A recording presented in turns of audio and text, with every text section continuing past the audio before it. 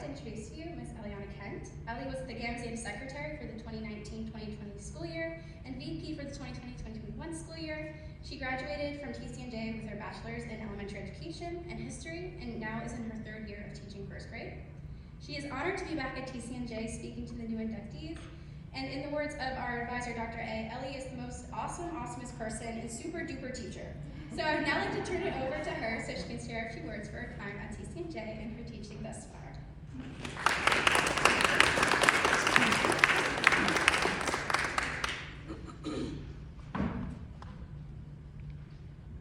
Hello, and congratulations on your induction into the Gamma Zeta chapter of Kappa Delta Pi. My name is Ellie Kent, thank you for the lovely introduction, and I am truly honored to be here today. It was only just a few years ago that I sat in your shoes, waiting to be inducted into this prestigious education honor society. Time truly does move by so fast. You will learn a little bit more about me throughout my speech because I wanted to draw on experiences and mistakes from my teaching career in order to provide you the best advice. I will emphasize 3 really important values that will make you a successful educator. 1, your involvement in college and your student teaching experiences. 2, your own development in your first few years of teaching. And 3, your mental health. Let's start by talking about how to best take advantage of where you are in this current moment. You are all in the prime of your teaching career, right here in college, and specifically at TCNJ. You have your practicum experiences and your student teaching. Those are the places for you to learn and grow. You are in the classroom with an experienced teacher, so ask them questions. Ask them about their classroom management. Ask them about organizing their classroom, about how to work with adults in their classroom, and about the resources that they love or the ones that they don't love. These are some things that you won't learn in your TCNJ classes, but instead you learn throughout your teaching years, so why not get a head start? Also, this is just a friendly reminder that you are allowed to make mistakes in your practicum lessons, in anything that you do during this time. Nothing has to be perfect at this point in your teaching life, and that's okay. Do not put that perfection pressure on yourself, because I sure did. And perfection does not make you a better teacher.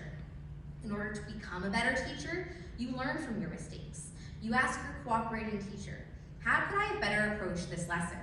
What could I have done differently to redirect that one student who kept calling out? You have been given the space to grow in these teaching experiences at TCNJ, so please take advantage of them. In addition to the time you spend learning how to be a teacher at college, it is so important to be involved with activities outside of your classes. This is the point in your life when you can choose how you really want to spend your time. I love being involved with both education clubs and clubs of my own interest because I formed many connections and I really did grow in my confidence. I was a part of Teachers of Young Children, TCNJ Tap Ensemble, Best Buddies, Kappa Delta Pi, Phi Alpha Theta, the History Honor Society, Alpha Phi Omega, the service fraternity on campus. I was orientation leader and I was the co-founder of the Education Guides. I also held many leadership positions in a majority of these clubs, and I truly felt so proud of my involvement. I met many people. I learned a lot about myself as a leader, and most importantly, I had fun. In my opinion, getting involved opens the door to opportunities you never would have even imagined. It warms my heart to know that the Education Guides are still present on campus. It truly makes me feel that I made an impact at the TCNJ community. Getting involved and putting yourself out there can really add a lot to your college experience. So once you graduate college, you are stepping into your first few years of teaching, and these are truly the most important.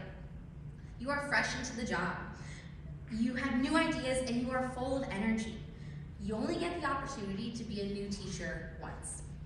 During this part of your life, you're learning a lot about yourself as a teacher. I know I sure did.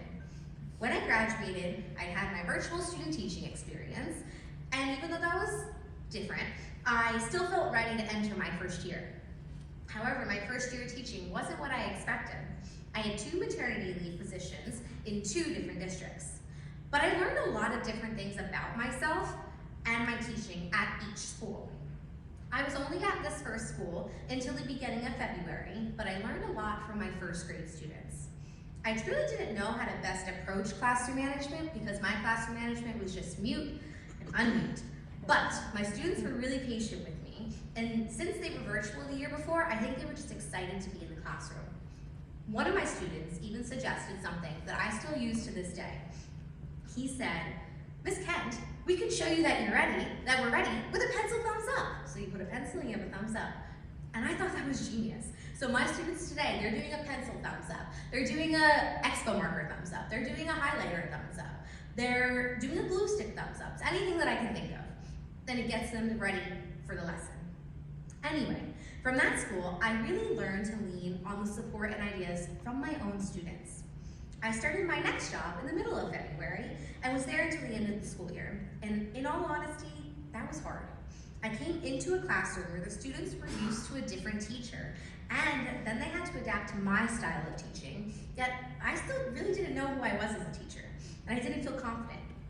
However, still being that first year teacher, I took this opportunity to rely on my staff, who were really kind and very accepting.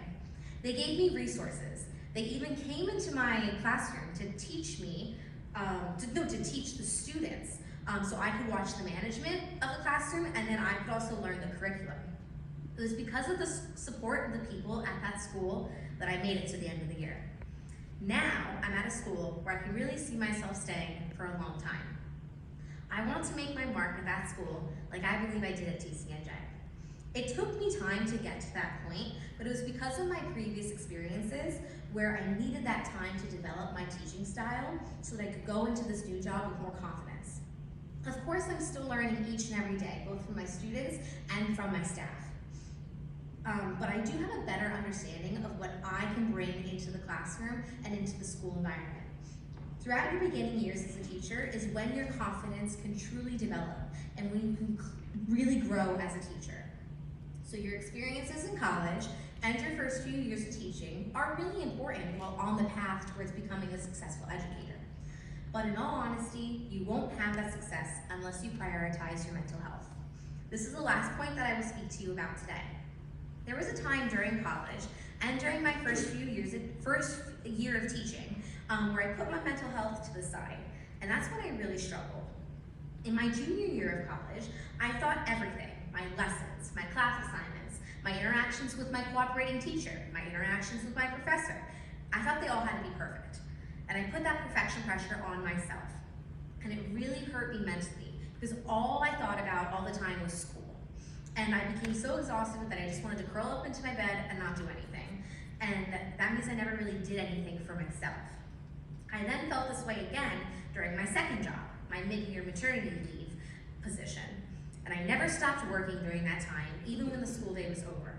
I thought that continuing to lesson plan and to prep was the solution to all the issues that were happening inside my classroom. But that wasn't the solution. These 2 times for me were really rough. And I realize now that I didn't focus enough on my mental health. Being a teacher can be hard because it's a job that stays with you once the final bell has rung for the day.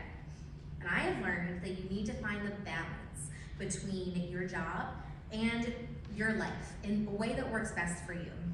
But this takes time. This is my 3rd year teaching, and I believe that I found what works for me in my current life. And that can always change.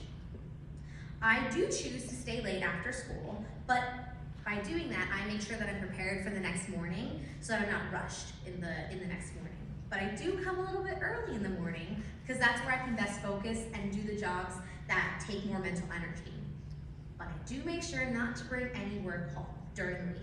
I use that time at home to relax and call my friends and enjoy dinners with my family because I still live at home and there's no shame in that. But sometimes at dinner time, I do talk about my classroom and I do talk about my students because those stories provide comic relief to the craziness of the day. I'm also a part of community theater, which is an activity that I enjoy. So it keeps me busy and happy.